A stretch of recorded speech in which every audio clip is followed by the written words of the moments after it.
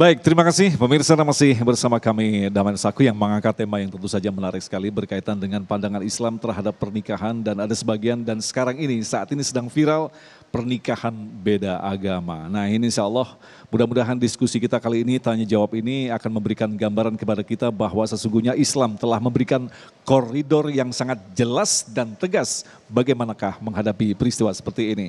Baik. Pertama kami persilakan kepada Bapak Afdal untuk menyampaikan pertanyaan yang insya Allah akan dijawab oleh Abah Raud. Kami persilakan. Mas Afdal. Assalamualaikum warahmatullahi wabarakatuh. Nama saya Afdal Kelau dari Fakultas Hukum. Izin bertanya ya Habib. Bagaimana kalau orang yang sudah menikah lalu menikah lagi sama non-muslim? Itu apa hukumnya Habib? Terima kasih. Assalamualaikum warahmatullahi wabarakatuh. Assalamualaikum warahmatullahi wabarakatuh. Oke, Habibana, rupanya harus menjawab dulu Habibana. Silakan. Baik, izin Abah. Bismillahirrahmanirrahim. Rabbi syrah li sadri wa yassir li amri wahlul 'uqdatan min lisani yafqahu qawli. Anakku Abdan dan juga para pemirsa yang mendengarkan. Pertama saya ingin menyampaikan bahwa Majelis Ulama itu sudah mengeluarkan fatwa ya. Jadi di muktamar yang kedua Majelis Ulama Indonesia itu memfatwakan bahwa pernikahan beda agama itu haram hukumnya. Satu. Yang kedua, Nahdlatul Ulama dalam muktamar ke-28 ya, kita yang ormasnya NU itu di muktamar ke-28 di Yogyakarta itu juga memfatwakan tidak sah hukumnya pernikahan beda agama itu. Lalu yang ketiga Muhammadiyah melalui Majelis Tarjih ya dan juga Majelis Tajdidnya itu juga mengeluarkan fatwa yang sama ya. Nah, oleh sebab itu maka sebaiknya kita mengikuti yaitu ormas-ormas besar Islam yang sudah memfatwakan sehingga kita mengikuti apa yang disampaikan. Lalu kemudian mungkin kita akan bertanya terus dalilnya seperti apa. Tadi contoh misalnya ada laki-laki muslim nikah dengan wanita yang non muslim. Pertama saya ingin sampaikan ya bahwa ayat yang tadi dibacakan oleh Qori ya surah Al-Baqarah ayat ke-221 dikatakan la tankihul musyrikati hatta yu'min. Jangan kalian menikahi wanita musyrik ya sampai dia beriman. Itu ayat Allah ya. Wala amatum mu'minatun khairum min musyrikati walau a'jabatkum.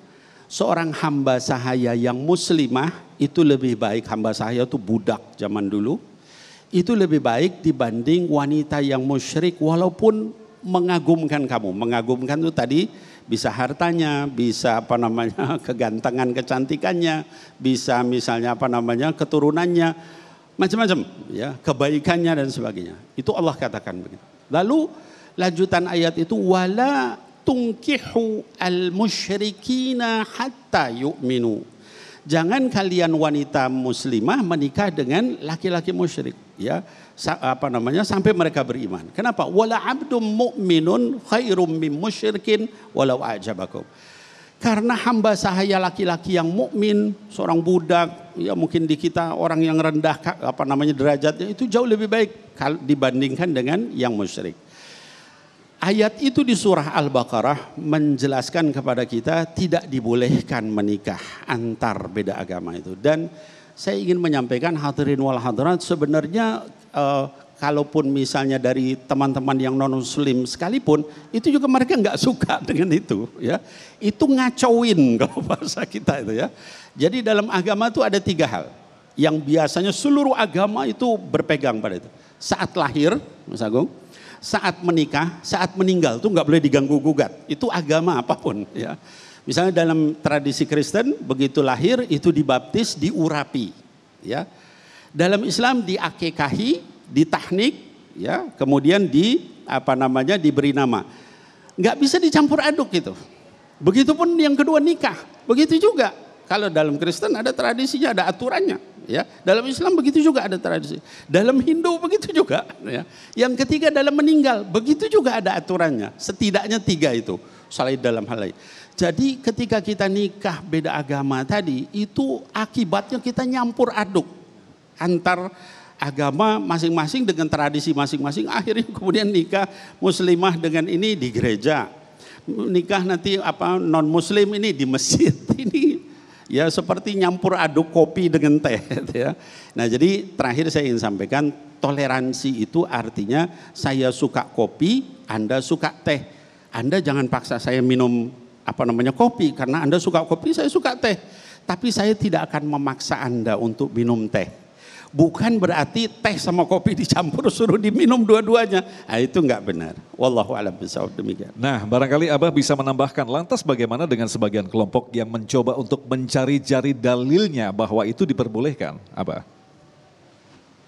Al-Quran yang sudah tadi dibacakan oleh qori kita, kemudian hadis yang dibacakan oleh Habib kita, ini dua-duanya dalil qat'i. Apa itu dalil qat'i? Dalil yang tidak bisa lagi dirubah-rubah oleh siapapun dalam keadaan situasi dan kondisi apapun. Di dalam ajaran agama Allah Subhanahu wa taala, yang hak itu hak, yang batil itu adalah batil. Pernikahan dengan sesama agama, suaminya adalah mukmin, istrinya adalah mukminah, itu adalah hak. Pernikahan yang suaminya mukmin, istrinya tidak mukmin, ini pernikahan yang batil. Atau sebaliknya, istrinya mukminah dan suaminya tidak mukmin, ini juga pernikahan yang batil. Maka ketika terjadi pernikahan dengan yang berlainan agama, suaminya mukmin, istrinya bukan mukminah, ini akan mendatangkan malapetaka dalam perjalanan kehidupan rumah tangganya. Ini bisa kita bayangkan, yang satu datang ke masjid tapi yang satu datang ke gereja. Yang paling menyusahkan nanti kepada anak-anaknya, mereka akan milih ibu atau akan milih bapak. Sedangkan tujuan daripada rumah tangga itu dijelaskan oleh Allah Subhanahu wa ta'ala dalam Al-Quran, sakinah, mawaddah, warohmah. Sakinah itu tentram, adem ayem. Mawaddah saling mencintai, warohmah saling kasih dan mengasihi. Itu tujuan daripada pernikahan. Bagaimana mungkin pernikahan yang lain agama yang akan mendatangkan problem di masa-masa mendatang akan dapat mendatangkan sakinah, mawadah, warohmah. Sekali lagi saya ingin sampaikan, ada sebuah cerita ketika putri Rasulullah SAW, Siti Fatimah radhiyallahu anha, dilamar oleh dua orang. Yang dua orang ini semuanya mukmin, semuanya bertakwa kepada Allah Subhanahu wa taala, tapi Rasulullah memilih yang paling iman, memilih yang paling bertakwa. Padahal yang datang yang pertama adalah yang bernama siapa Pak Agung? Abdurrahman bin Auf.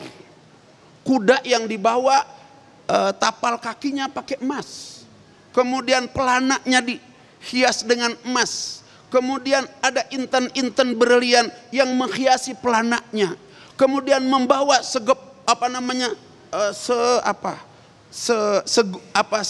sekotak emas, intan dan berlian ingin diberikan kepada Siti Fatimah putri Rasul, tapi ditolak oleh Rasulullah SAW. Karena pikir masih ada yang lebih beriman, lebih bertakwa ketimbang Abdurrahman bin Auf radhiyallahu anhu. Yang datang siapa? Yang kedua Sayyidina Ali, tidak pakai sendal, bajunya tambalnya sudah 7. Tapi yang diterima oleh baginda besar Muhammad SAW adalah Sayyidina Ali. Kenapa? Karena Sayyidina Ali lebih imannya, lebih takwanya kepada Allah Subhanahu wa taala. Itu yang disampaikan tadi dalam hadis baginda Rasulullah, fazfar bidzatiddin. Pilihlah dengan zat agamanya. Taribat yadak, engkau akan bahagia dunia, akan bahagia akhirat. Masya Allah, sangat lengkap sekali. Dan mungkin nanti Habib ini semakin menarik sekali diskusi kita. Lantas bagaimana dengan kelompok-kelompok yang memberikan alasan ini adalah untuk toleransi? Jawabnya nanti ya Habibana, kita simpan dulu. Kita akan jawab selepas pesan-pesan berikut ini. Tetaplah bersama kami, Damai Indonesiaku.